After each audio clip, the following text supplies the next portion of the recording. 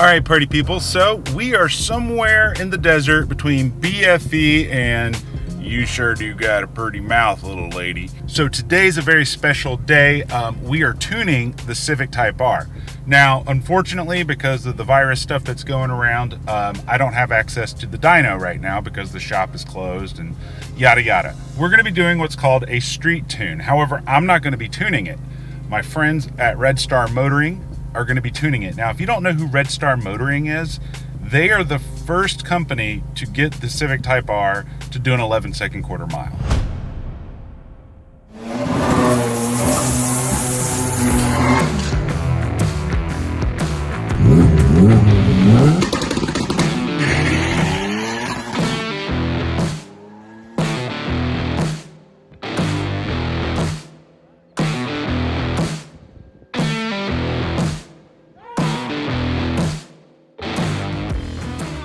As a lot of people know, the Civic Type R is a very difficult car to get above the 400 horsepower to the wheels barrier.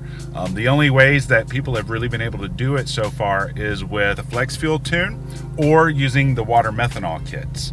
However, the people at Redstar Motoring have been able to hit 400 wheel horsepower with just bolt-ons. That's crazy. We're going to be using the Hondata FlashPro, have it right there. You're going to need a laptop and an internet connection, and you're going to need your cable for your FlashPro. The way I'm going to run internet is I'm going to tether it from my phone, and then what you do is you download this app called TeamViewer. Essentially what that does is it gives Redstar Motoring access to control your computer remotely. Then what they're going to do is they're going to have me do a run. They're going to make some tweaks. I'm going to do another run. They're going to make some tweaks. I don't have the pricing information available yet because they haven't asked me to pay them yet, but I will be paying them and stuff like that. And I'll let you know what the pricing information is as this video goes on. Right now, for the mods on the car, I actually changed the intake, and we'll make a video about that in the future, but got the PRL intake on here, the high volume intake. We have the NVIDIA catted downpipe. I have the AWE tuning exhaust. I have the HKS front mounted intercooler. So I'm going to mount this camera to the window here, and I'm going to get in touch with them, and we're going to get started on this. But essentially what I'm going to do is I'm going to open up my laptop here. I'm going to change the settings on my laptop so if I close the lid that it won't shut the computer down or cause it to go to sleep. The reason I'm going to do that is as I'm doing the pulls, I want to have my laptop closed so it's not flying around and stuff. All right, so I got it connected to the internet. Then I'm just opening up TeamViewer. Now I'm going to give Redstar Motoring a call. They're going to give me a partner ID number. I'm going to enter that, and then we can connect our computers together and get that all going. I'm also going to go ahead and open up the FlashPro software and get that connected as well. I'm going to hang up to work a little bit here, and I'll call you back. Okay. Just leave the car on? Yeah, just leave the switch on, please. Okay. So to kind of give you an idea of what's happening, I have my laptop sitting right here beside me. He's going to be tweaking stuff on his end, and then we're just do probably a third gear pull up to red line. He'll make his tweaks. I'm assuming that's the kind of pulls I'm doing. I don't know yet, but I'll let you know in a little bit. But this is kind of my setup right here. Have my Hondata tucked in right here. Got the cord kind of going over here. Plugged into that. I made sure I had my battery fully charged before I came up here, and I'm tethering the internet from my phone. He's just getting all his data tables set up, and it looks like I'm not going to touch it, but I have about 3 or 4 hours left on the battery. But like he said, it only takes about an hour to do this.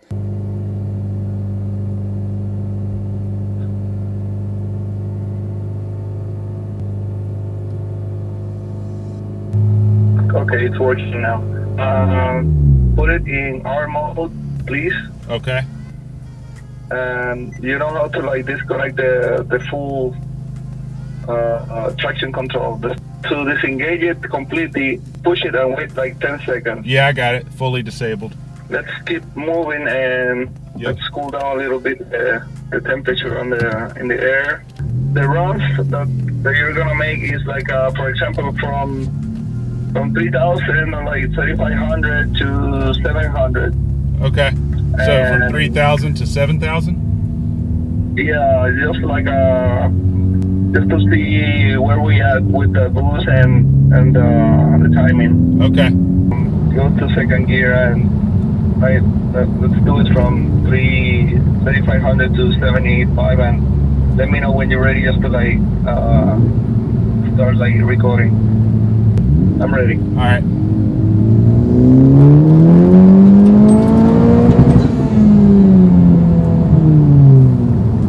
Okay. Give me a second. Let me check this here real quick. The car like makes a lot of boost. Oh yeah. Like almost with nothing. Like yeah. Yeah. That's good. Makes a lot of boost. Okay, let's do one more from the same, but yeah, do that like second and third. Just go from 3,000 from second gear, then shift into third and go all out. Yeah. All right.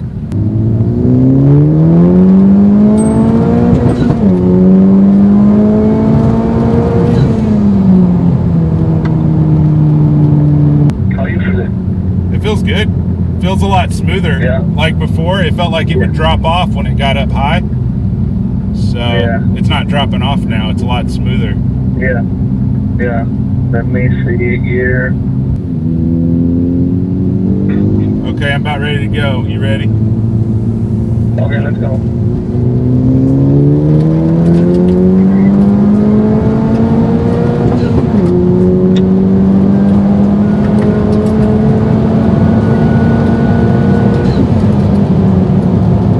How you feel it? That was really strong. So, and I need to get an alignment done, so it was a little bit sketchy, but otherwise it felt great. Yeah, it's different. Yeah. Yeah, it's definitely way smoother and stronger than just the Basemap. Yeah. And we're like running right now 26 pounds. That's like, crazy. Yeah. Especially for the heat. For the fuel that we are running right now is like it's real good, believe me. Okay. It's real good. Yeah. Okay, cool. Let me. He has like a little knock here. I'm gonna pull it off, and I think that will be it because we have the boost already. The last thing that we wanna like double check is the power in second, just to double check if the car spins a lot of tire. Just to like adjust that. All right, party people. So I wanted to kind of interject real quick. I wanted to go over some stuff about this tune, and then we're going to get into the 0 to 60 times, because I took some 0 to 60 times before we got it tuned, and I took some after, and holy cow, the improvements are just going to be crazy. But we'll get more into that here in a second. Number one, I wanted to talk about the different types of tuning that's available. Now, when I did this tune, I did this back in mid-April, and obviously everything was on quarantine. So my really my only option at the time was to get a street tune.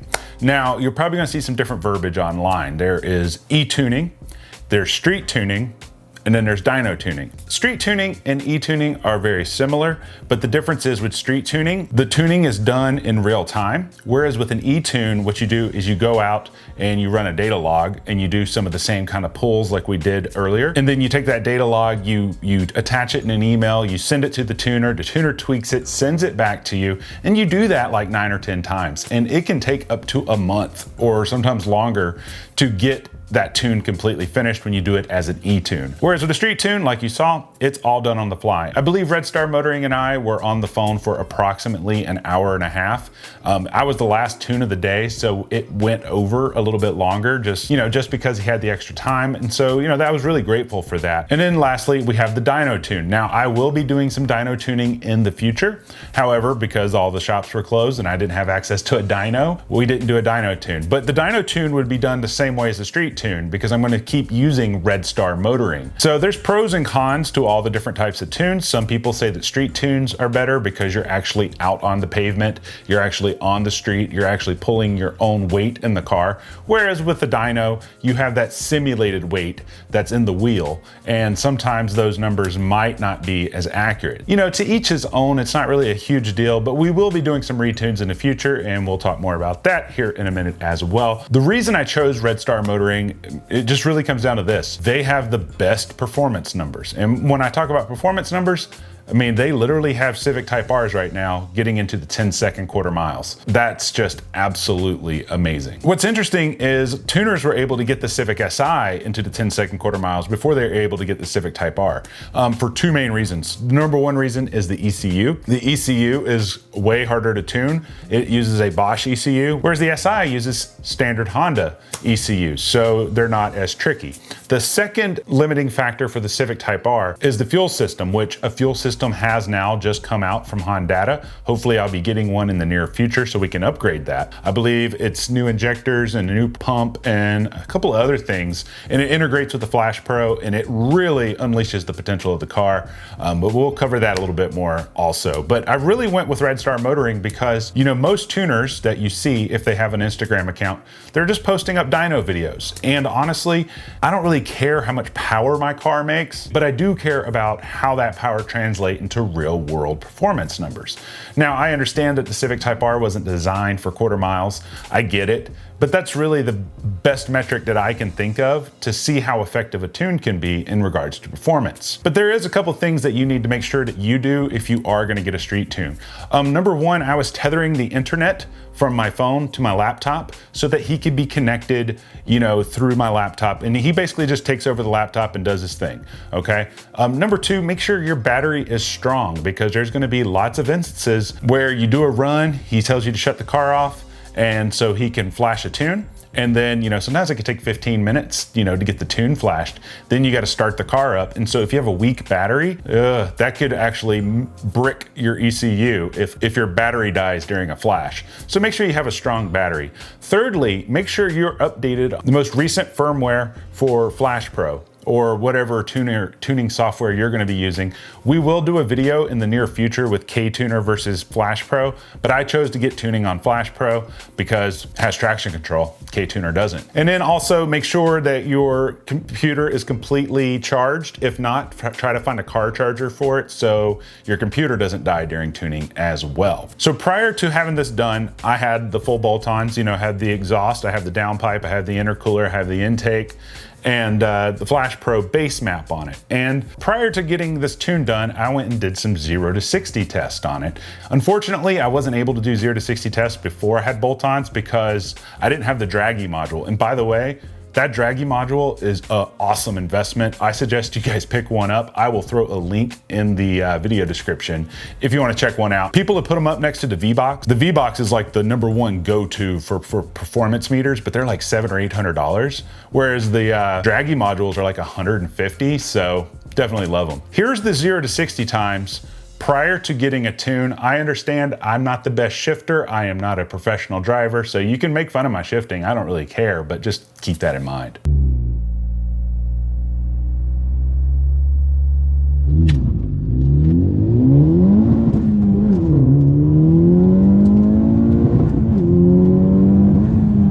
That was not good at all. 6.19. Yeah, let's try a 0 to 60 with that disabled.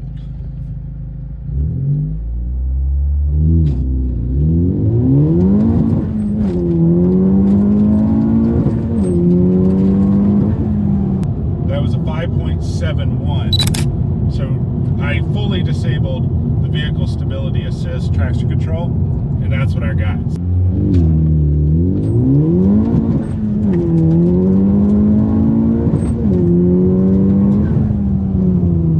Well, that's definitely the fastest time I've ever gotten. 5.64. So prior to getting the tune, my best run was a 0 to 60 of 5.64. An average of 6 runs, I got an average 0 to 60 of 5.78. There were some people on Instagram that said, well, I'd be more interested in seeing like the 60 to 120 or the 50 to 120. I'm not gonna go out there and go to jail just to get a 60 to 120 test. If I get access to a track later, I'll do that test. So 0 to 60 tests are really the only performance test that I can legally do on the streets. So now let's cut to the 0 to 60 test after the tune. All right, so it's the next day after we got the tune, and we're back out here at the same spot. We are gonna be testing the 0 to 60 time. So it's already ready. All we gotta do is start moving. So I'm gonna do a 2000 RPM launch. I'm gonna turn traction control off, and I'm going to turn my air conditioner off as well. We are in plus R mode.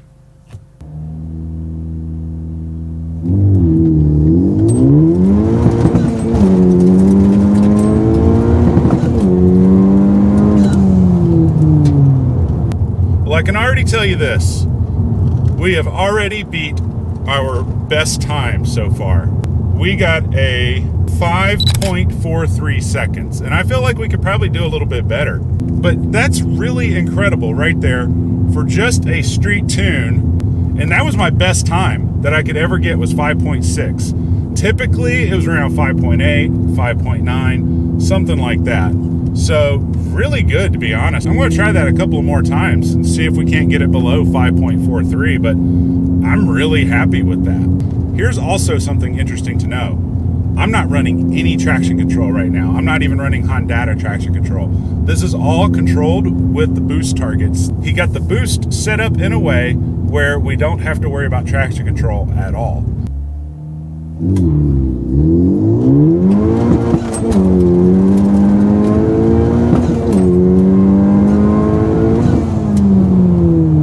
Let's see what that one was. All right, so that was about a 5.7. I could feel it spinning a little bit more than it usually does. Let's try that again.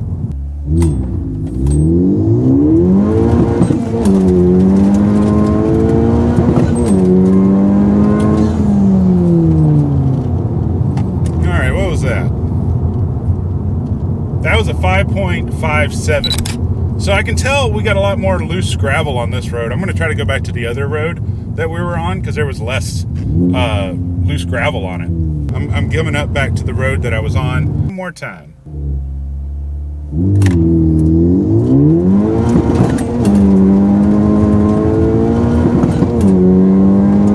That felt slow. That just did not feel very quick, but it was. Holy cow. That was 5.32 seconds, 0 to 60. That's crazy. Wow, that's the fastest I've ever felt this car go.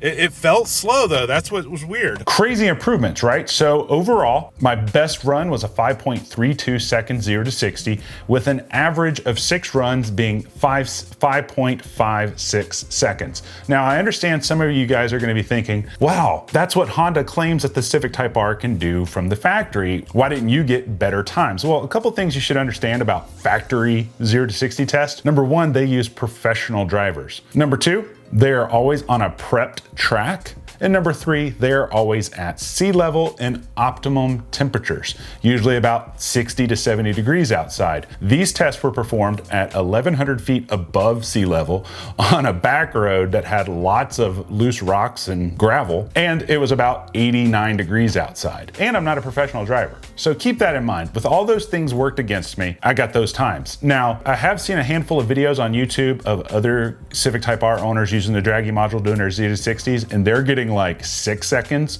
sometimes 6.5 seconds. It really depends on where you live and where you're testing and what all the conditions are. But the overall improvement, so for the average before and after, we got an increase of 0.22 seconds on the average. And then on my best time, we got 0.32 second improvement. That's pretty good, you know, 0.3 of a second faster for my fastest time and 0.2 of a second faster just with a tune. I will say this, the tune is incredibly smooth. I couldn't believe it. It is so linear, it's crazy. So prior to getting the tune, I would bog down a lot. It was really difficult to launch the car without overspinning the wheels or without bogging down. It was a real delicate dance. However, after the tune, you know, it was pretty darn simple to really just take off. The interesting thing was he didn't even put the traction control on in those 0 to 60 tests. There was no Hondata traction control, and prior I had Hondata traction control. So kind of interesting. I mean, we can literally take off like a bat out of hell, and most of the time the tires will stick. The only times they don't is when, you know, the tires aren't warm and when the surface is loose. But it is just so smooth. I can almost do a 0 to 60 run with all my traction control turned off. I'm almost able to not spin at all, which is crazy. So overall, I am completely happy with that. The car performs so much better now. Right now, my air fuel ratios when I'm cruising are around 14.6 to 14.8. 10.8. And then at wide open throttle, my air fuel ratios go down to about 11.6, to 12, at wide open throttle. Those are all good numbers. My IATs are still about the same. After a good heat soak, if I'm cruising at 60 miles an hour or more, I usually average 12 to 15 degrees over ambient for my intake temps. And then if I'm going below 50, it's usually about 20 degrees over ambient. Now, these are all with ambient temperatures of over 100 degrees, so keep that in mind.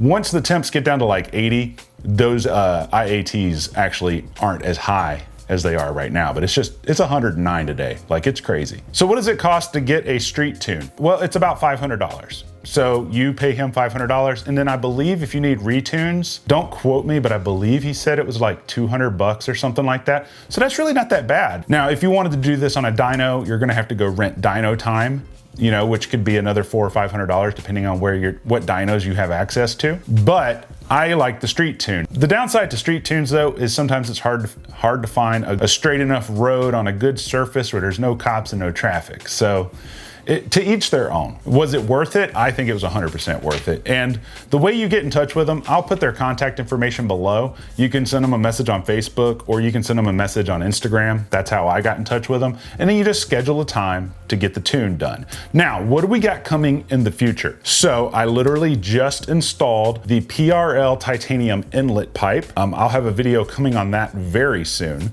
Another thing I'm gonna be installing is the PRL Flex Fuel tune. The way I'm gonna do this is, before we put this stuff on, I'm gonna actually go dyno the car so we know what numbers we're working with right now.